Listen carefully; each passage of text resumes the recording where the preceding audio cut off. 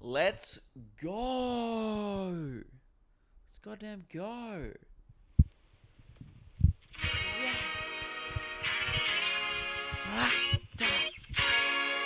Dude, I swear to God, sometimes this intro just hits different. And today it's hitting different. Woo!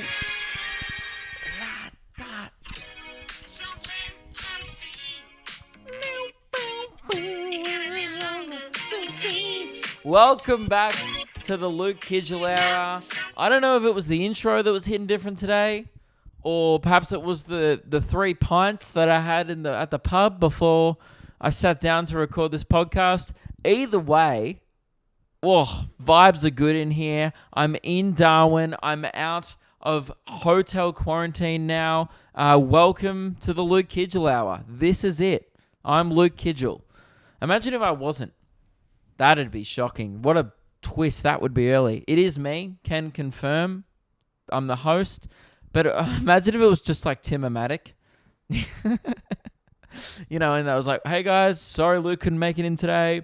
It's Tim-O-Matic here. Would you still listen? That would probably be better, to be honest, if Tim-O-Matic just did this podcast instead of me every week. What about if it was Andrew O'Keefe from Deal or No Deal, or Peter Hitchener from Channel 9 News? Would you listen? Let me know. I'd be interested to know your thoughts. Like, what is the level of celebrity that... say if we needed a fill-in host one day, right? What's the level of celebrity that would need to host this for you to have any interest? I want to know where I'm sitting on the pecking order. Am I like I don't think I'm anywhere near a Grant Denyer level. I'm not even going to come into his realm, but I like to think that perhaps I'm creeping up to like a Jack Vidgen, maybe X Factor contestant. Perhaps that. Definitely not on Reese Maston's level, but I like to think that I'm closing in on that sort of fame. Not that I'm definitely not pursuing fame, but it is like a nice little nugget. I guess a cherry on top of the comedy, which is a lot of fun, is the fact that perhaps one day, maybe I could get an audition to be a judge on Australia's Got Talent. I would obviously never get the role, but maybe one day I get an email and then they go, actually, fuck that. Who's this guy? Maybe. No, I don't think maybe one day I'll get a guest spot judge on like if they did like a reboot that no one watches of Ready Steady Cook. I don't know. I'm trying to work out. You just let me know. Save the guy from Ready Steady Cook, the popular cooking show with capsicums versus green capsicums versus red capsicums. The point is, let me know if I was to get a fill-in host for this podcast one day, just in case I'm not available. Might have got caught up elsewhere. Maybe today, if I chose to have another jug at the pub, may not have been here. Who should I get to replace me? Is Tim-O-Matic good enough? Do you guys want more? Do you guys want a Sonia Kruger? Let me know. It'd be great to know. Anyway, there's no sound effect this week. Make it up in your head. All right?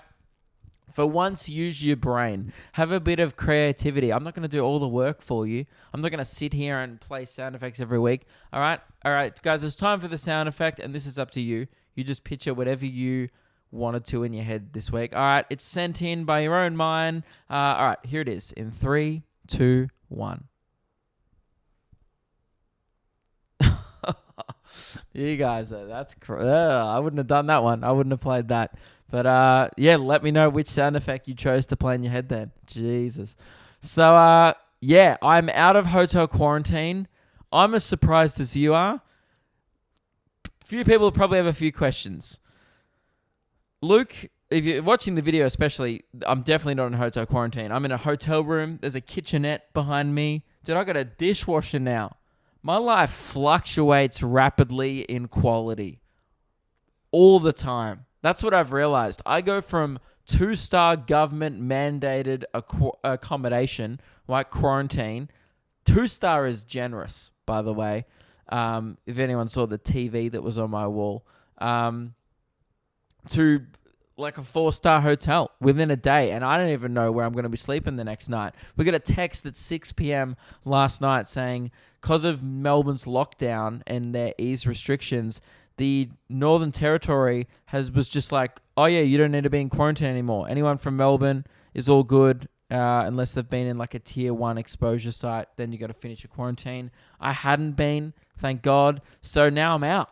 I'm chilling. We got the option to leave at midnight, but we had nowhere to go, so we just decided to stay the night. And they were like, get up at 7 a.m., be on your balcony by 7:15 a.m., and we'll come and collect you at 7:30. What time did they come?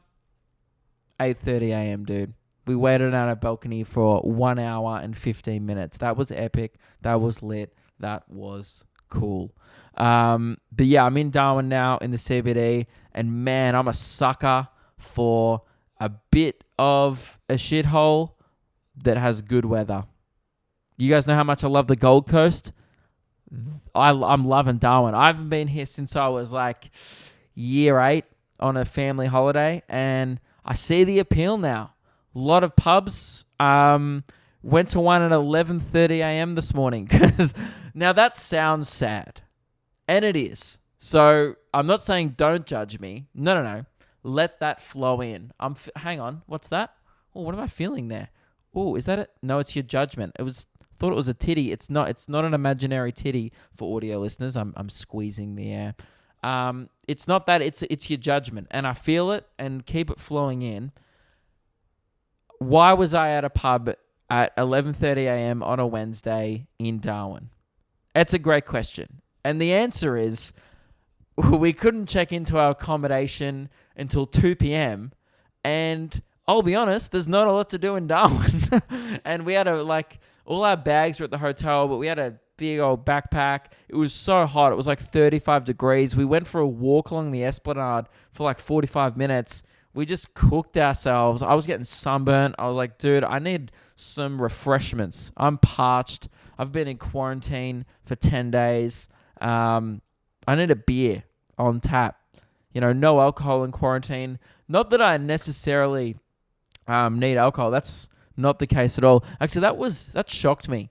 I was reading like the quarantine thing, and it was like, this is a no alcohol facility. If you are experiencing withdrawals, call this number. Like, I know that like I know that alcohol is a drug, but I just can't imagine like being such an alcoholic, like just people who like need a drink, where they're like just sitting on the couch sweating because they're sober. They're like, oh my God, is that a thing? I thought you could only be like that with proper drugs, but I guess it is. So, anyway, what was I talking about? Oh, yeah. Dude, people here get on it. I thought I was going to be like the only one. I thought Meg and I would be the ones sitting by ourselves at the pub at 11:30 a.m. when they opened. We walked in. It was 11:28. We're like, oh, maybe it's not open. Then the doors opened, and then I swear to God, like 20 people who were just in the area, kind of like around. There was one guy just like on his phone, another couple sitting there. I didn't realize these people were waiting for the pub to open. The doors opened, 20 people rushed in. I had to queue up for a beer at 11:30 a.m. on a Wednesday. This place rocks, dude.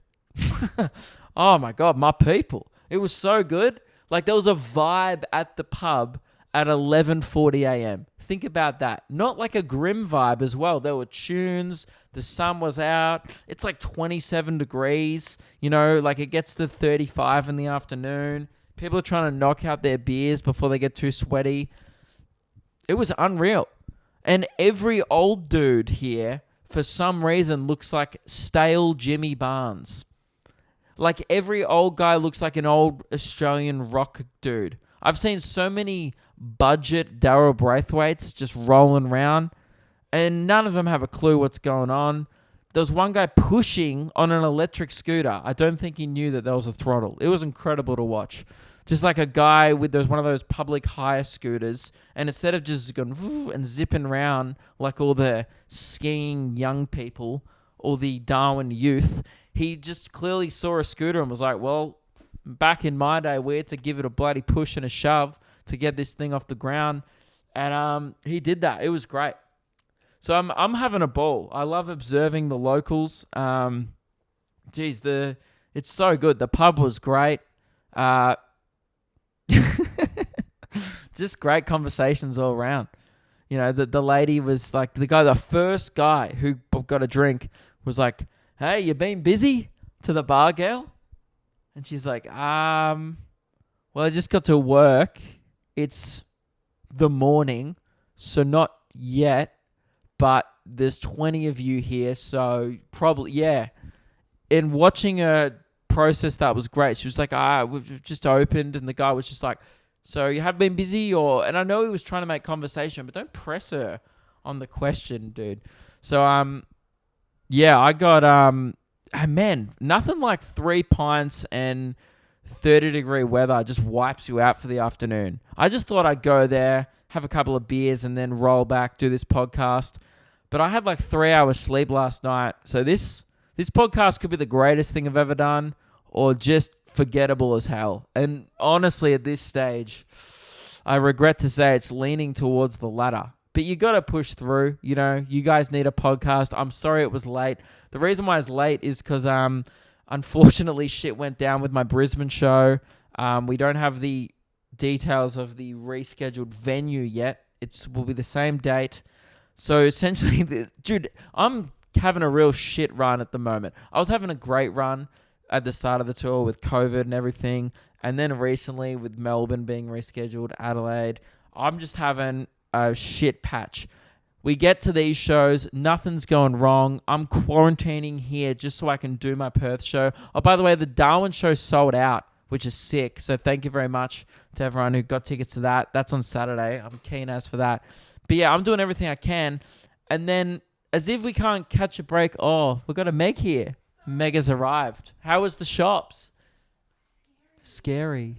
There were like all these like security guards. Yeah, Darwin's a different place, man. Dude, this is fucking wild. Hold on, hot scoop. So I was getting Luke and I deodorant, right? As you do. I'm looking. Because we stink like shit. Yeah, we smell like absolute farts all the time. And so I'm looking for all of like this deodorant, right? I'm looking everywhere. I'm like, I can't find it. I even asked this guy behind me, I'm like, "Hey, do you know where the deodorant is?" And he's like, "Yeah, it's actually in that case." I'm like, "Oh, cool, okay." And so I go to open the case. I'm like, how do you get in the case? And he goes, "Oh, you have to press that button there." And a guy comes over and his fingerprint opens the case. And I was like, you need a fingerprint to get in. So this guy comes over and I swear it's like just the only job that he has. And he's like, "Hey, get what you would like. Just deodorant." But what I don't understand is, so why is... There's a lot of homeless people here. No, but I don't understand why deodorant but not hairspray? Because doesn't hairspray have the same flammable qualities as... It's because people come in who are homeless and spray deodorant on and then walk out. Oh, that's just sad. Yes, that's why when you started bringing it up on the podcast, I was like, do you think this is going to end with a laugh? Oh, mate. Did you really... The shelf and just like... Did you really... You're lovely, but did you really think it was because they were making flamethrowers with the deodorant? I'm not going to lie, I did think it was... Meg has such an innocent mind. She's like, it's probably because of the high amount of flamethrower use here. No, homeless people come in and spray deodorant on and leave. That's a much worse reason than flamethrowing. I almost would have liked the flamethrower reason. Yes. Can I just quickly pop the milk in the fridge? Yeah, you do you. What was I saying? Oh, yeah, we're just having a shit run. So, people who have bought tickets to my Brisbane show are probably like, hurry the fuck up. What happened? So, COVID fucks a few shows. That's fine. You got to expect that in this climate during this pandemic. Whatever. I'll deal with that. This one, straight up just unlucky as hell. The Brisbane venue that we booked, that I did my special at, like it's a great venue. I've done it before. We're going to do 2 shows. One was almost sold out, right? Or is almost sold out. And then the venue contacted us and we're like, hey, so the venue has asbestos, right? And now it's really distracting. You just in the... No, it's fine. It's me. No, I shouldn't be distracted by someone. You're doing great. Yeah, anyway, the venue had asbestos in the building. So, like, we're not open. They're still doing tests. You're going to have to find a new venue. And it's like 5 weeks out from the show. So, my whole day when I was supposed to do the podcast on Tuesday was spent desperately just trying to scramble and find a suitable venue on the same night. Do you know how hard it is to find like a 500-seat venue on the same night, like that 5 weeks out that I originally was? Because I didn't want to reschedule the date because like over 500 people have already got tickets to the show.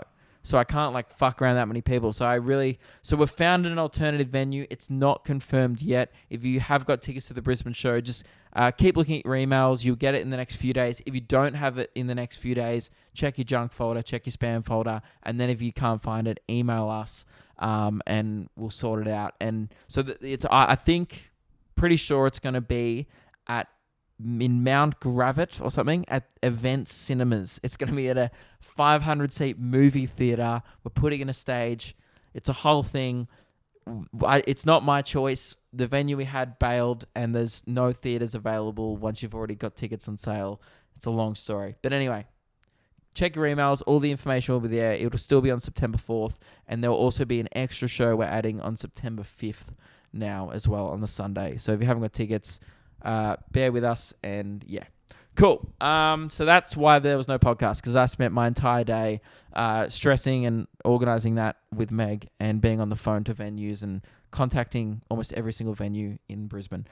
So I think it's all sorted now, but that is why there was no podcast. I do apologize. Hopefully this type of stuff will not happen next year, because my brother is I said it a while back, but he's coming over to like be my business manager and help out with all the touring stuff. So now when there's like an emergency, hopefully we'll no longer have to drop everything and do that.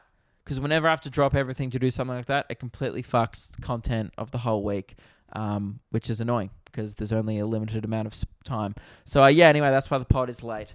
And what's been happening? So we're out of quarantine. That was good. Watching the old guy who I spoke about last week on the podcast this morning stress because they didn't come and collect us at the scheduled time. They were an hour and 15 minutes late when they said they were going to come get us for our departure from quarantine. They're like, stay on your balcony until we come, then we'll get your trolleys and we'll get you all checked out. Because it's like a government thing. You got to, be audited and make sure you got to sign a thing on the way out. La-di-da. But this old guy, dude, old people, and I said this last week, they're just the worst. Like, they cannot handle spontaneity. Like, a situation changing throws out their whole week. I'm young, dude. I'm youthful. I adapt, right? My Brisbane show gets cancelled. I go, hey, don't worry. Let's find an alternative venue. Dude, this old couple, and God bless them, they were just stressing and I felt bad for them. They were calling up the reception like, hey, it's been... And by the way, this was 7:33 when they made their first call. I checked my phone, right? They were supposed to come at 7:30. It gets to 7:33. They're on the phone to reception. Like, hey, they said they'd be here at 7:30. We're here. No one's here yet. What's going on? The reception's like, okay, just chill out. Wait. They hang up. Gets to 8 o'clock. It's been half an hour. Maybe that's when you make your first call if you have somewhere to be. Me and Meg didn't give a fuck. We're like, we're going to know where to be. Check-in's not till 2. Pub doesn't open till 11:30. We're cruising, We just had a bacon and egg roll to consume at a cafe at any time. We weren't bothered by it. But watching this couple stress the fuck out made me anxious. I was like, should I be stressing? Dude, they called reception 3 times. I just hope I never get to that point in my life where something that small bothers me that hard. My whole... a show that 500 people had bought tickets to, heaps of money, lots at stake, that got cancelled. And I was like, it's annoying. And I was a little stressed, but I was like, that's all right, we'll just have to find an alternative venue. These dudes were 3 minutes late, and this old couple were like, this is throwing up my whole fucking week. Let's get on the phone right now. And they're calling the number like, hello? Dude. I want to make it my life goal to never speak to the manager. I'm just not about it. I will speak to the manager after an hour and a half. If I have to wait for something for 90 minutes, that's probably where I'll cut off. But not after 5 minutes, man. And yeah, life's good. Just chill out. I hope I'm not that old couple. Hello there, listeners across the galaxy. Attention. This is Commander Luke Kidgell letting you know about the new launch that's happened with Manscaped. The new Razor 4.0. They've released a new one, dude, and it's sick. It's launched all across the world, and they want me to do a space-themed read, which I'm very excited to do because this new razor, it gets your balls, it gets your sack, and most importantly, you can use it to shave Uranus. There it is. Boom. Go to manscaped.com, use the code BASIC, and shave that booty, dude. Yeah, it's a great shaver. Would recommend. And yeah, use the code BASIC to get 20% off and free shipping off your order. And it doesn't just come with the shaver, by the way. It comes with I'm not stalling. I'm just trying to build suspense. The Weed Whacker. The Weed Whacker ear and nose hair trimmer, crop preserver, ball deodorant. That's right, dudes. Do you have stanky nuts? Then fix it. All right. And also comes with performance boxer briefs and a travel bag to hold your whole solar system. So get on it, guys. Use code BASIC. And yeah, thank you very much to Manscaped for sponsoring the podcast. It also can be used in the shower and has an LED spotlight you can turn on and off when you need. So you can have a more precise shave throughout your travels across the universe. Very clever. All right. Abort hairy balls and Buzz Lightyear that Woody with Manscaped. That's some good stuff. Guys, back to the podcast. The Olympics is happening. Oh, guys, can we just reflect on that last 3 minutes? Dude, that fucking sucked. Why did I think telling that story about the old people was good? I think it was one of those funny things where in the moment, it was fucking hilarious watching this old couple stress out and call the reception when I knew they were just running late because there's like 500 people are checking out this morning because of the new laws. I knew what was happening. I was like, oh, they're just late because they have to check out heaps of people. Just wait, be patient because these people aren't being paid enough to do this. One of those situations. So it was hilarious watching them freak out and go, when do we get to leave? It's like, chill out. It's 7:30 a.m. Why are you pretending like you have somewhere better to be? I mean, they probably did, like their house, but I don't know. Anyway, maybe it was funnier in my head. Whatever.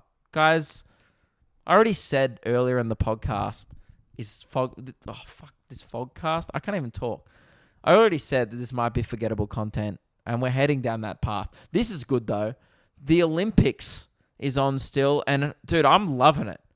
Every day, something new happens. That's why I like the Olympics, is because one day there's an Australian swimmer saying fuck yeah on the telly. The next day there's like a full-on scandal about something. It's amazing. Did you see that? The most Australian shit I've ever seen. The Australian swimming team are really providing the goods in Tokyo, really representing our culture in its peak form over there. This lady's being interviewed. I think she's just won a medal. And then they're like, do you have anything you want to say to your mum and your family? And then she just goes, oh, fuck yeah. And then she goes, oh, wait. And the guy's like, oh, yeah, we'll get the beeper ready. Haha. They didn't beep it. I think it just aired on TV. Nothing more Australian than that. Nothing more Australian than training your whole life, taking home a gold medal, and then on national TV going, I want to tell my mum, fuck yeah. That is culture, ladies and gentlemen, and I'm living for it. Did you see what happened at the start of the triathlon?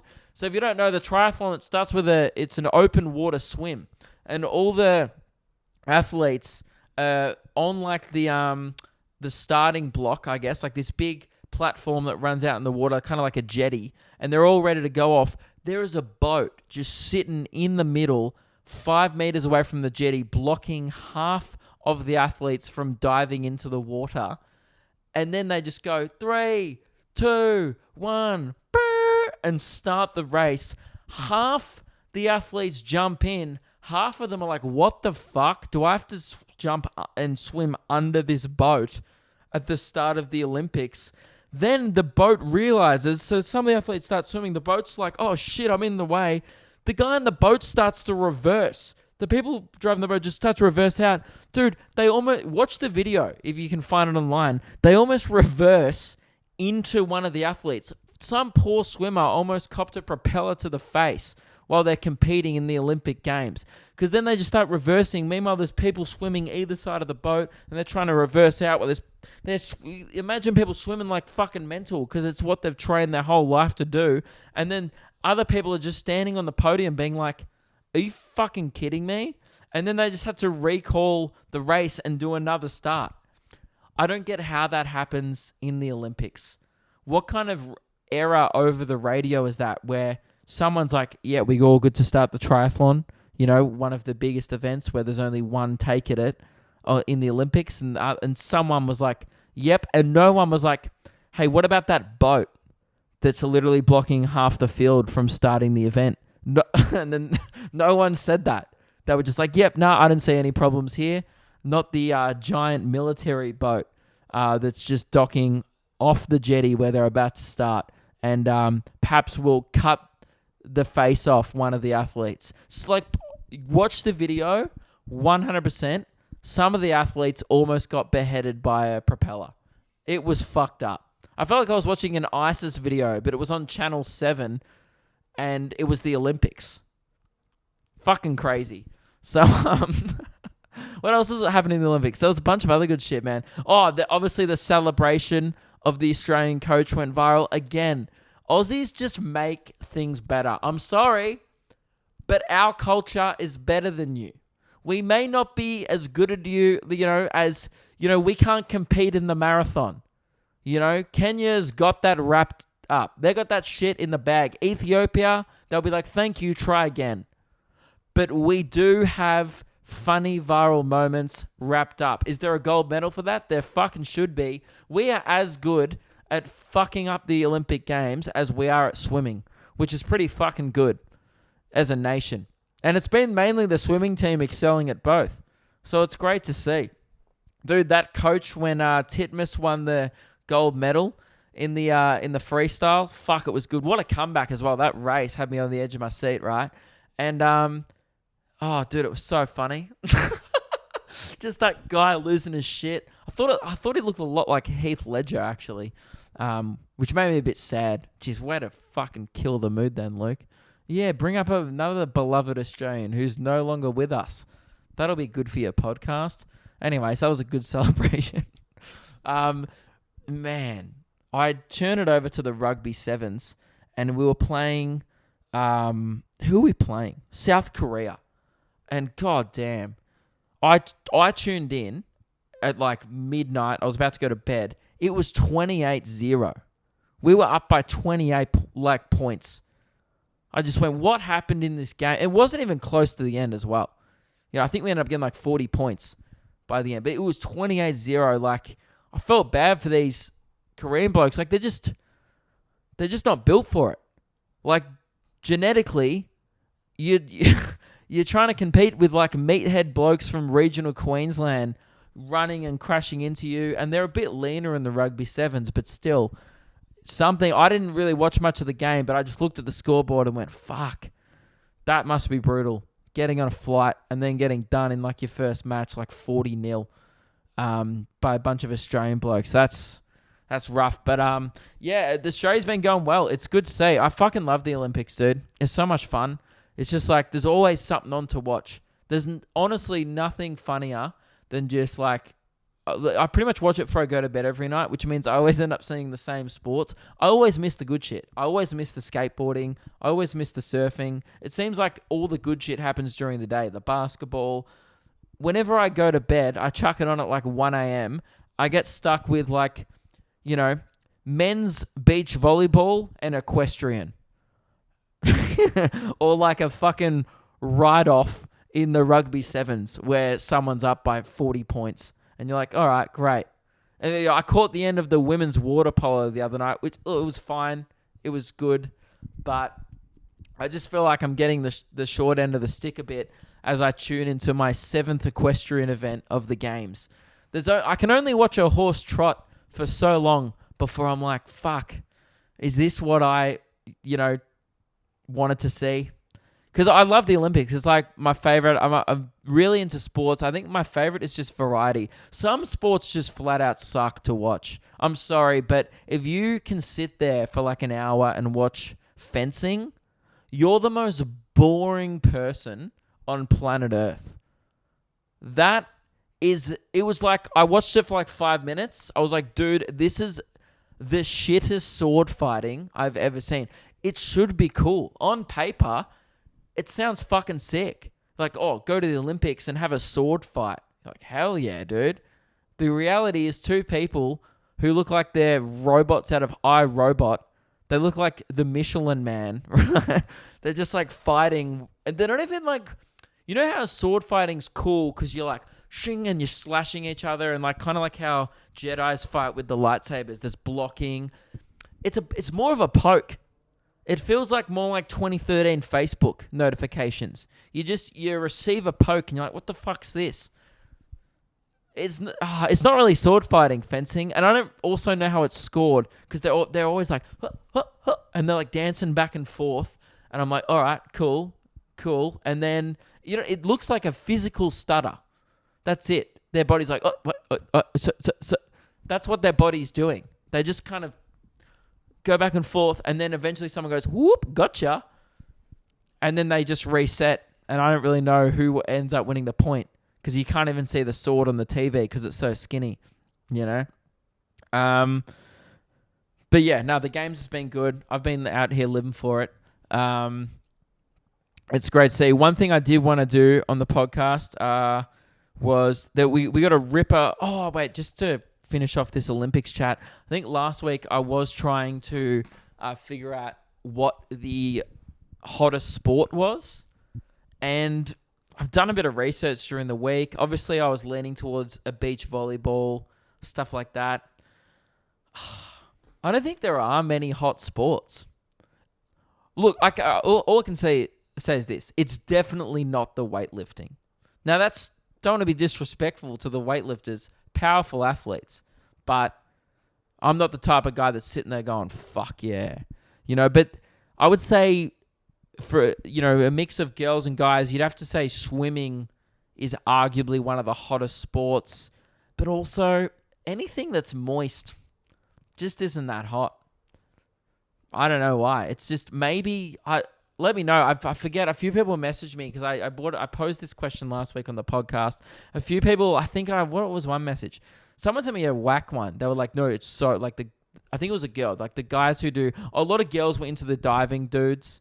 But I don't know. I reckon, what might just be fucking hot? Just like shooting. Watch someone have that much control over a revolver. I don't know if that's hot. Maybe not. Honestly, I haven't watched too many sports where I've been like, this is a hot sport. Maybe hot sports don't exist anymore. Who knows? But the answer to that question is, and I know I said I'd do an update on this week's episode. I don't have an answer for you. I don't think there's a hot sport in the Olympics. Disagree. What do you think the hot sport is? Is it diving? Have you seen the video of the cameraman who there's like the girls pole vaulting, and rather than filming the event, this girl comes off and he just straight up films her ass, and I have to say, immaculate. Yeah. Absolutely immaculate. That ass. All right. Yeah, athletics is, I guess, a hot. Yeah, you know what? Athletics is hotter than swimming. Because they're dressed like the swimmers, but their hair's not fucking wet. They don't look like a dog out of water. Yeah, okay, you know what? High jump and long jump, pretty hot sports. That booty. Girls and guys. Maybe tune in once the athletics starts. So yeah, maybe look, thank God Meg came in there with the save, because I was about to go on the record and say there was no such thing as a hot sport when I didn't even consider the thrusting that's involved in athletic jumping. What did I want to talk? Oh yeah, I want to talk about this email we got in from Charlie, listener of the pod. Thanks very much for tuning in, mate. And by the way, there's a new Luke and Meg podcast out as well. We discussed the new thing I'm obsessed with, which is snakes wearing hats. So funny, man. Have you ever seen a snake wearing a hat? Fucking adorable. Google it. But yeah, we discussed that in length, and just a bit of more of a behind the scenes with quarantine, everything that's been going on. It was a good episode, and go check it out. It's up on the Patreon now, and the Patreon's been popping off, so I appreciate everyone. And also, we'll have a bit of an update, a bit of a special announcement on the next Patreon podcast as well, that I probably won't be announcing on here for a while. We'll see. So, tune in to that if you want to hear that. And anyway, this email from Charlie, it's just simply, the subject is simply investments.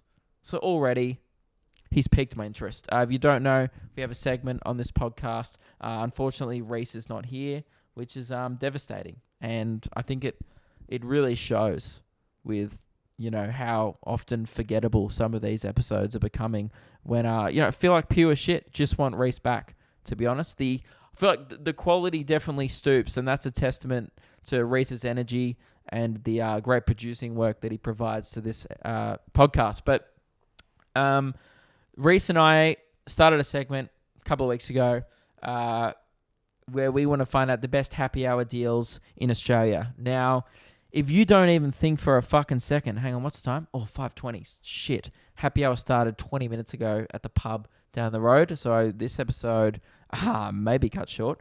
But because I'm not going to turn down a good deal. I'm not a fucking idiot. And also we need to have dinner because I have to do a friend's podcast later. So anyway, we started this segment where we're trying to figure out the best investment deals all around the country. Happy hour deals. There's $6 schooners, or maybe pints even, downstairs. So, Jesus, that makes me thirsty. That makes me moist. This one came in from Charlie, and this one blew my fucking mind. It's not actually a drink deal. It's even better.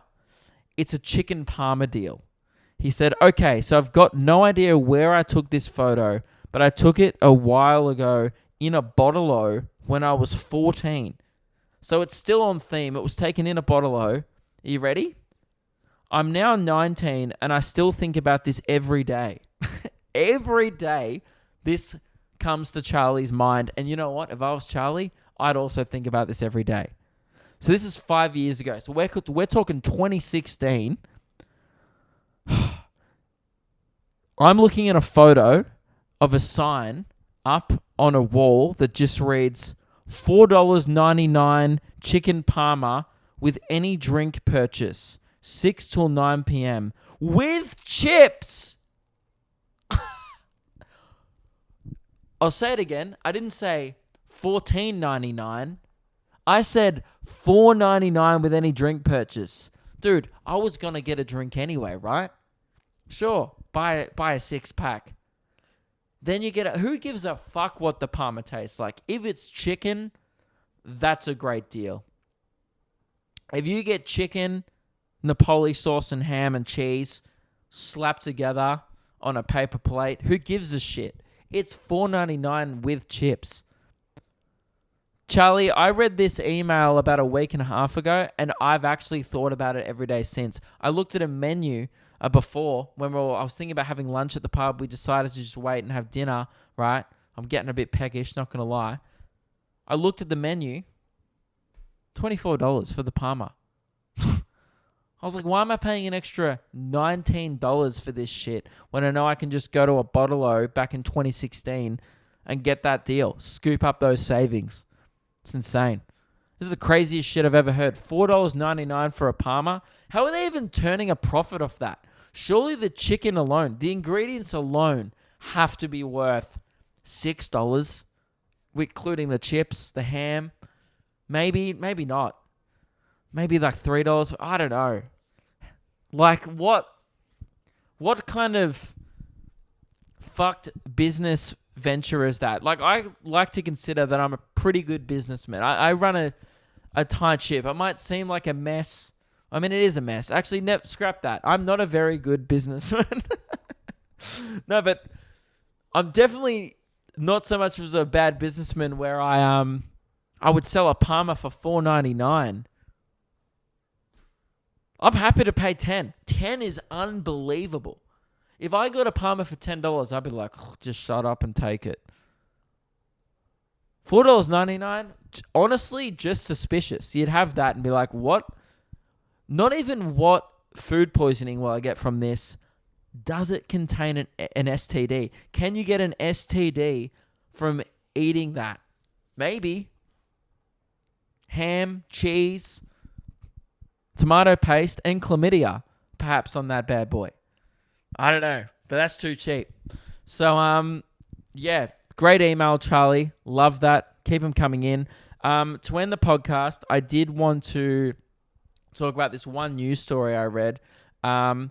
So this is a real thing, and I was excited to talk about this last week, but I ran out of time.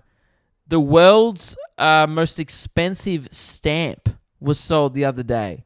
Now, not usually the content that we usually cover on this podcast is stamp collecting content, but someone bought a stamp. Sorry, I'm just trying to find it here. You might have to do a little bit of an edit here, Reese, while I find the news article.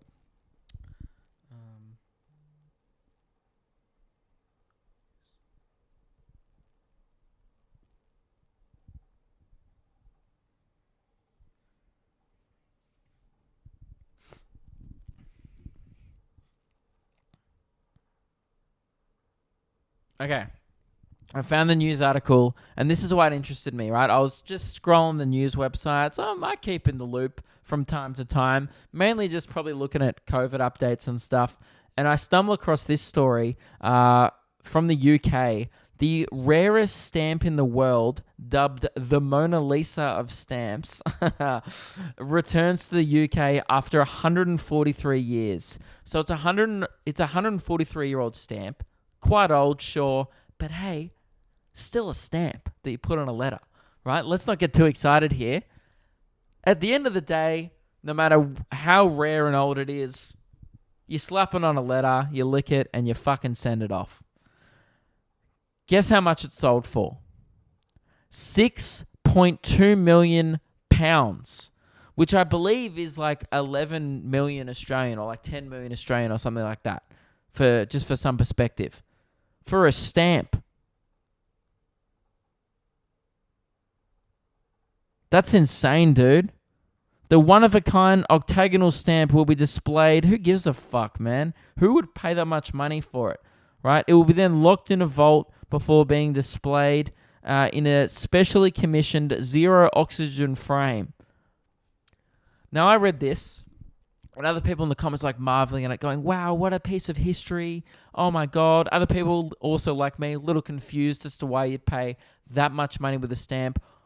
All I can think about is, imagine being that much of a fucking nerd. Seriously.